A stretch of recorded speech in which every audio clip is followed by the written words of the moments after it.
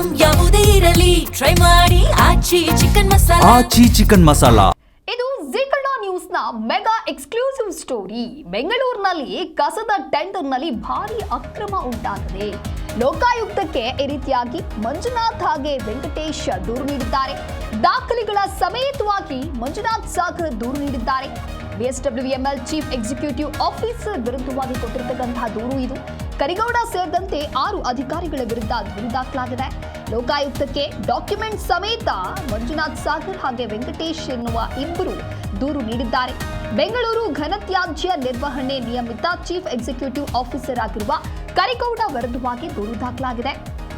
ಕರಿಗೌಡ ಸೇರಿದಂತೆ 6 ಅಧಿಕಾರಿಗಳ ವಿರುದ್ಧ ಲೋಕಾಯುಕ್ತದಲ್ಲಿ ದೂರು ದಾಖಲಾಗಿದ್ದು, ಕಸ ವಿಲೇವಾರಿ 550 ಕೋಟಿಯ ಪ್ಯಾಕೇಜ್ ಟೆಂಡರ್ನಲ್ಲಿ ಬೃಹತ್ ಹಗರಣ ನಡೆದಿದೆ ಅನ್ನುವಂತಹ ಆರೋಪ ಕೇಳಿ ಬಂದಿದೆ.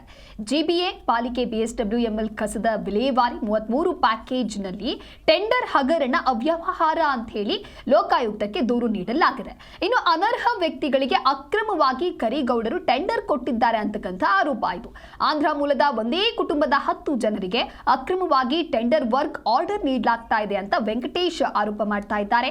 ಕೆಲ ಗುತ್ತಿಗೆದಾರರು ಅನರ್ಹರಾಗಿದ್ರೂ ಕೂಡ ಅವರಿಗೆ ವರ್ಕ್ ಆರ್ಡರ್ ಅನ್ನ ಕೊಡೋದು ಎಷ್ಟರ ಮಟ್ಟಿಗೆ ಸರಿ? ಗುತ್ತಿಗೆ ನಿಯಮಾವಳಿಗಳನ್ನ ಕೆಲ ಗುತ್ತಿಗೆದಾರರಿಗೆ ಲಾಭ ಮಾಡಿಕೊಡೋದಕ್ಕೆ ಹಲವು ನಿಯಮಾವಳಿಗಳ ಉಲ್ಲಂಘನೆಯಾಗಿದೆ. ಈ ಕುರಿತು ದಾಖಲೆಗಳ ಸಮೇತ ಲೋಕಾಯುಕ್ತರಿಗೆ ದೂರು ನೀಡಲಾಗಿದೆ. ವರ್ಕ್ ಆರ್ಡರ್ ಅನರ್ಹರಿಗೆ ನೀಡಲಾಗ್ತಾ ಇದೆ.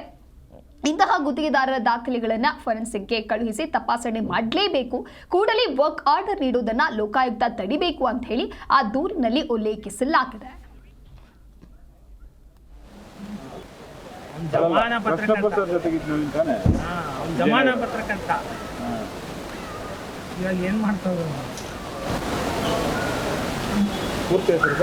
ವೆಂಕಟೇಶ್ ನಮ್ಮ ನವೀನ್ ಗೊತ್ತಾ?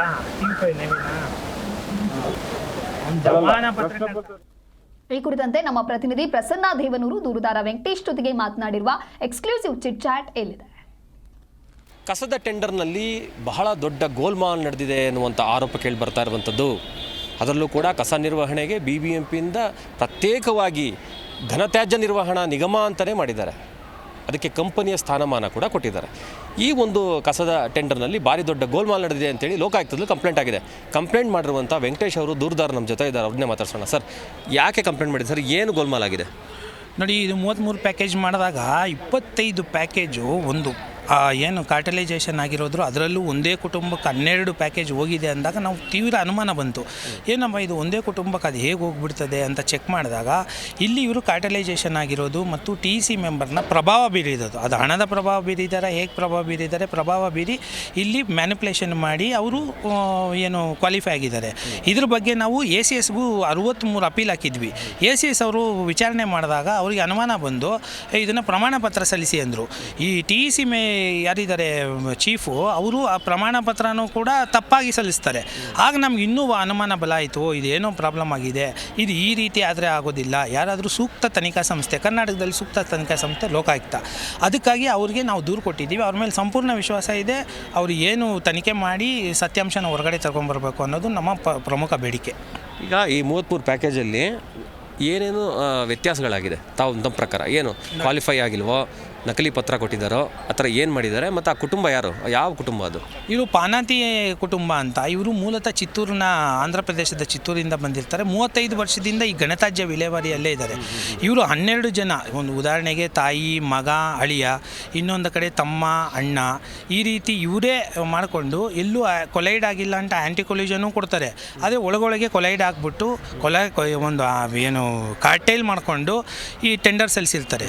ಈ ಟೆಂಡರ್ ಸಲ್ಲಿಸೋವಾಗ ಇವರು 46 ಬಿಡ್ಡಿಂಗ್ಸ್ ಇವ್ರದೇ, ಇವ್ರ ಫ್ಯಾಮಿಲಿ ಅವ್ರದ್ದು, ಇವರು ಗ್ರೂಪಲ್ಲಿ 46 ಬಿಡ್ಡಿಂಗ್ಸಲ್ಲಿ ಅಫಿಡೇವಿಟ್ಸ್ ಇದೆಯಲ್ಲ, ಅಫಿಡೇವಿಟ್ಸಲ್ಲಿ ಯಾವುದೇ ರೀತಿಯ ಇದಿರಲ್ಲ, ಏನು ಕರೆಕ್ಟ್ ಅಫಿಡೇವಿಟ್ಸ್ ಹಾಕಿರಲ್ಲ. ಡೇಟ್ ಮಿಸ್ ಮ್ಯಾಚ್ ಆಗಿರ್ತದೆ, ಇನ್ನೊಂದು ಮಗದೊಂದು.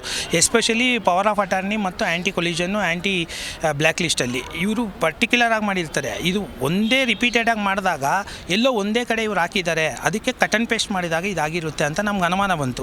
ಅನುಮಾನ ಬಂದು ಚೆಕ್ ಮಾಡಿದಾಗ ಅದು ಹೌದು ಅಂತ ಟಿ ಸಿ ರಿಪೋರ್ಟಲ್ಲೇ ಇದೆ. ಟಿ ಸಿ ರಿಪೋರ್ಟಲ್ಲೇ ಬರೀತಾರೆ, ಇವರು ಪಾನಾತಿ ವಿಕ್ರಮ್ ಅವರು, ಪಾನಾತಿ ವಿಠಲ್ ಅವರು, ಪಾನಾತಿ ಸೊ ಆ್ಯಂಡ್ ಸೊ ಅವರು ಸಲ್ಲಿಸಿರೋದು ಇದು ಏನು ಅಫಿಡೇವಿಟ್ಸು ಮಿಸ್ ಮ್ಯಾಚ್ ಆಗಿರುತ್ತೆ.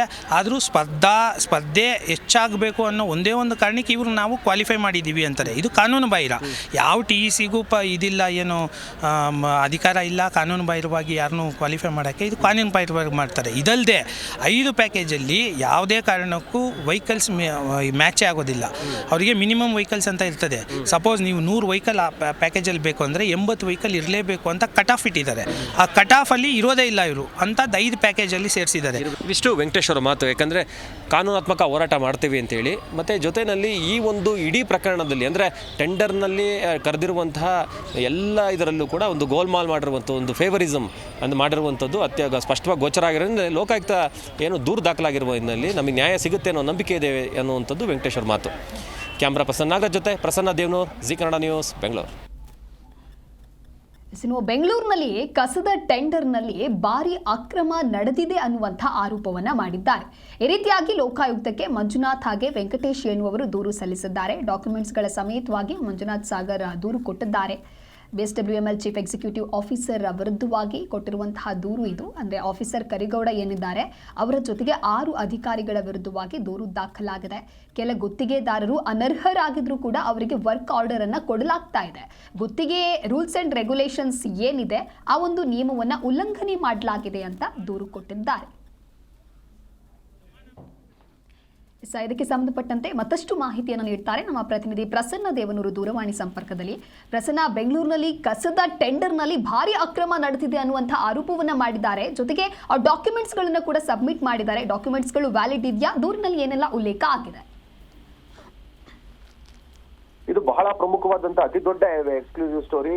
ಜಿ ಕನ್ನಡ ನ್ಯೂಸ್ ನಲ್ಲಿ ಬರ್ತಾ ಇರುವಂತ ಈ ಸ್ಟೋರಿ ನಾವು ದಾಖಲೆ ಸಮೇತವಾಗಿ ಈ ಸ್ಟೋರಿನ ನಾವು ಪ್ರೆಸೆಂಟ್ ಮಾಡಿರುವಂತದ್ದು. ಈ ವಿಚಾರದಲ್ಲಿ ಅಂದ್ರೆ ಲೋಕಾಯುಕ್ತಕ್ಕೆ ದೂರನ್ನ ಕೊಟ್ಟಿರುವಂತದ್ದು. ಪ್ರಮುಖವಾಗಿ ಏನಂದ್ರೆ ಕಸದ ಟೆಂಡರ್ ಅನ್ನ ಈಗೇನು ಕರೆದಿದ್ದಾರೆ, ಈ ಟೆಂಡರ್ ನಲ್ಲಿ ಕೆಲವರಿಗೆ ಫೇವರ್ ಮಾಡುವಂತ ಕೆಲಸ ಮಾಡ್ತಾ ಇದ್ದಾರೆ. ಅಂದ್ರೆ ಅರ್ಹತೆ ಇಲ್ದಿದ್ರು ಕೂಡ ಅಂದ್ರೆ ಒಂದು ಟೆಂಡರ್ ನ ಭಾಗವಹಿಸ್ಲಿಕ್ಕೆ ಅವರಿಗೆ ಇಷ್ಟು ಟರ್ನ್ ಓವರ್ ಇರಬೇಕು, ಅದನ್ನಲ್ಲಿ ಎಕ್ಸ್ಪೀರಿಯನ್ಸ್ ಸರ್ಟಿಫಿಕೇಟ್ಸ್ ಗಳು ಇರಬೇಕಾಗ್ತದೆ. ಜೊತೆಗೆ ಒಂದು 100 ಲಾರಿಗಳು ಅಂತ ಅವಳು ಕೆಪಾಸಿಟಿ ಹೇಳಿದ್ರೆ ಅಟ್ಲೀಸ್ಟ್ 80 ಲಾರಿಗಳಾದ್ರೂ ಸ್ವಂತ ಲಾರಿಗಳು ಇರಬೇಕಾಗ್ತದೆ ಕಸದ ತೆಗೆದುಕೊಂಡು ಹೋಗ್ಲಿಕ್ಕೆ. ಮತ್ತೆ ಆಟೋಗಳು ಇರಬೇಕು, ಟಿಪ್ಪರ್ಗಳು ಇರಬೇಕು. ಈ ರೀತಿಯಾಗಿ ಬೇರೆ ಬೇರೆ ನಾರ್ಮ್ಸ್ ಗಳಿದೆ. ಆದ್ರೆ ಈಗ ಕರೆದಿರುವಂತ ಈ ಒಂದು ಟೆಂಡರ್ ನಲ್ಲಿ ಬಹಳಷ್ಟು ಲೋಪದೋಷ ಇದೆ ಅನ್ನುವಂತ ಮಾಹಿತಿ ಈಗ ನಮಗೆ ಲಭ್ಯ ಆಗಿರುವಂತದ್ದು. ಅದರಲ್ಲಿ ಕೂಡ ಕಸ ವಿಲೇವಾರಿಗೆ ಸಂಬಂಧ 550 ಕೋಟಿ ಟೆಂಡರ್ ಇದು. ಈ ಪ್ಯಾಕೇಜ್ ಟೆಂಡರ್ ಇದೆಯಲ್ಲ, ಈ ಟೆಂಡರ್ ನ 33 ಪ್ಯಾಕೇಜ್ಗಳಾಗಿ ಟೆಂಡರ್ ನ ಕರೆದಿರ್ತದ್ದು. ಅದರಲ್ಲೂ ಕೂಡ ಏನು ಈ ಟೆಂಡರ್ ನಿಯಮಾವಳಿಗಳು ಸರಿ ಇಲ್ಲ, ಹಲವು ನಿಯಮಗಳು ಉಲ್ಲಂಘನೆ ಆಗಿದೆ.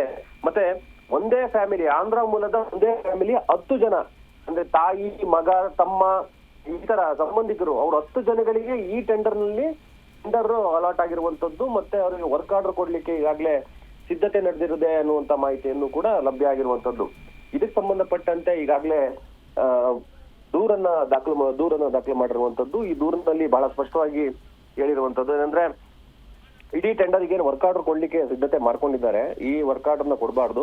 ಜೊತೆಗೆ ಟೆಂಡರ್ ದಾಖಲೆಗಳಿಗೆ ಏನು ದಾಖಲಾತಿಗಳನ್ನ ಸಬ್ಮಿಟ್ ಮಾಡಿದ್ದಾರೆ ಈ ಗುತ್ತಿಗೆದಾರರು, ಆ ಎಲ್ಲಾ ದಾಖಲೆಗಳನ್ನ ಮರುಪರಿಶೀಲನೆ ಅಂದ್ರೆ ಫೊರೆನ್ಸಿಕ್ ಗೆ ಕಳಿಸಿ ಆ ದಾಖಲೆಗಳಲ್ಲಿ ಹಲವು ದಾಖಲೆಗಳು ಫೇಕ್ ದಾಖಲೆಗಳಿದೆ. ಆ ದಾಖಲೆಗಳನ್ನ ಫೊರೆನ್ಸಿಕ್ ಕಳಿಸಿ ಅದರ ನೈಜತೆಯನ್ನ ಪರಿಶೀಲನೆ ಮಾಡಬೇಕು ಎನ್ನುವಂಥದ್ದು ಕೂಡ ಈ ಒಂದು ಕಂಪ್ಲೇಂಟ್ ಕಾಪಿನಲ್ಲಿ ಉಲ್ಲೇಖ ಆಗಿರುವಂತದ್ದು. ಹಾಗಾಗಿ ಮಂಜುನಾಥನ್ ಅವರು, ವೆಂಕಟೇಶ್ ಅವರು ಈಗ ಕಂಪ್ಲೇಂಟ್ ಅನ್ನ ಲೋಕಾಯುಕ್ತಕ್ಕೆ ದೂರನ್ನ ಕೊಟ್ಟಿರುವಂತದ್ದು. ಇದರಲ್ಲಿ ಏನಂದ್ರೆ ಈಗ ಈ ಘನತ್ಯಾಜ್ಯ ನಿರ್ವಹಣಾ ನಿಗಮ ಏನಿದೆ ಬೆಂಗಳೂರಲ್ಲಿ GBA ಕೆಳಗಡೆ ಬರುತ್ತೆ. ಈ ನಿಗಮದ PO ಆಗಿರುವಂತ ಕರಿಗೌಡರು ಅವರ ವಿರುದ್ಧ ಕಂಪ್ಲೇಂಟ್ ದಾಖಲಾಗಿರೋದು. ಅವರು ಸೇರಿದಂತೆ 6 ಅಧಿಕಾರಿಗಳ ವಿರುದ್ಧ ಈಗ ಲೋಕಾಯುಕ್ತದಲ್ಲಿ ದೂರು ದಾಖಲಾಗಿದೆ. ಲೋಕಾಯುಕ್ತದಲ್ಲಿ ದೂರು ದಾಖಲಾಗಿರೋದ್ರಿಂದ ಈ ಅಧಿಕಾರಿಗಳು ಈಗ ಬಂಧನದ ಭೀತಿಗೆ ಒಳಗಾಗಿರುವಂತದ್ದು ಮತ್ತು ತನಿಖೆಯ ಆತಂಕ ಶುರುವಾಗಿದೆ. ಈ ಟೆಂಡರ್ನ ಸಂಬಂಧಪಟ್ಟಂತೆ ಈಗಾಗಲೇ ಹೈಕೋರ್ಟ್ ಕೂಡ ನಿಗಾ ಇಟ್ಟಿದೆ. ಈ ಕಸದ ಟೆಂಡರ್ ಸಂಬಂಧಪಟ್ಟಂತೆ ಹೈಕೋರ್ಟ್ ನಲ್ಲಿ ಕೂಡ ಪ್ರಕರಣ ಇತ್ತು, ಅದರ ವಿಚಾರಣೆ ನಡೀತಾ ಇತ್ತು. ಅದರ ಒಂದು ನಿಗಾದಲ್ಲೇ ಅದರ ಒಂದು ಗಮನದಲ್ಲೇ ಈ ಒಂದು ಟೆಂಡರ್ ನಾನು ಮಾಡಬೇಕು ಅಂತಾನು ಇತ್ತು. ಆದ್ರೂ ಕೂಡ ಈಗ ಅಧಿಕಾರಿಗಳು ಇಲ್ಲೂ ಕೂಡ ಗೋಲ್ಮಾಲ್ ಮಾಡಿದ್ದಾರೆ ಅನ್ನುವಂತ ಆರೋಪ ಕೇಳಿ ಬರ್ತಾ ಇದೆ. ಅತ್ಯಂತ ಗಂಭೀರ ಆರೋಪ ಆಗ್ತದೆ. ಆ ಹಿನ್ನೆಲೆಯಲ್ಲಿ ಏನು ಅನರ್ಹತೆ ಅಂದ್ರೆ ಯಾರೋ ಒಂದೇ ಫ್ಯಾಮಿಲಿಗೆ 10 ಜನ ಕೊಡುವಂತದ್ದು, ಜೊತೆನಲ್ಲಿ ಕೆಲವರಿಗೆ ಟರ್ನ್ ಓವರ್ ಸಂಬಂಧಪಟ್ಟಂತೆ ಮಾರ್ಚ್ಗೆ ಮುಗ್ದೋಗಿರುತ್ತೆ. ಹಾಗಾಗಿ ಅವ್ರನ್ನ ಮಾರ್ಚ್ ಮುಗ್ದೋಗಿದ್ರು ಅಂತ ಒಂದು ಅರ್ಹತೆಗೆ ಸಂಬಂಧಪಟ್ಟ ದಾಖಲೆಗಳನ್ನ ಸಲ್ಲಿಸಿದ್ದಾರೆ ಅನ್ನುವಂತ ವಿಚಾರಗಳನ್ನ ಇವೆಲ್ಲವನ್ನು ಕೂಡ ದಾಖಲೆ ಸಮೇತವಾಗಿ ನಾವೇನು ತೋರಿಸ್ತಾ ಇದ್ದೀವಿ ದಾಖಲೆಗಳಲ್ಲಿ ಆ ದಾಖಲೆ ಸಮೇತವಾಗಿಯೂ ಕೂಡ ಈಗ ಲೋಕಾಯುಕ್ತಕ್ಕೆ ಸಬ್ಮಿಟ್ ಮಾಡಿರುವಂತದ್ದು. ಹಾಗಾಗಿ ಈ ಸಂಬಂಧಪಟ್ಟಂತೆ ಬಹಳ ಒಂದು ಗಂಭೀರವಾಗಿ ಲೋಕಾಯುಕ್ತ ಪರಿಗಣಿಸಿರುವಂತದ್ದು. ಇದ್ರ ತನಿಖೆ ಆರಂಭ ಆದ ಕೂಡಲೇ ಈ ಅಧಿಕಾರಿಗಳನ್ನ ಲೋಕಾಯುಕ್ತ ವಶಕ್ಕೆ ಪಡೆದುಕೋಬಹುದು, ವಿಚಾರಣೆ ನಡೆಸೋದ್ರ ಜೊತೆನಲ್ಲಿ ಆ ದಾಖಲೆಗಳ ಪರಿಶೀಲನೆ ಕೂಡ ಆರಂಭ ಮಾಡಬಹುದು. Divya, okay, thank you Prasanna ನಿಮ್ಮೆಲ್ಲ ಮಾಹಿತಿಗಾಗಿ. ನಮ್ಮ ನವೀನ್ ಗೊತ್ತಾ? ನವೀನ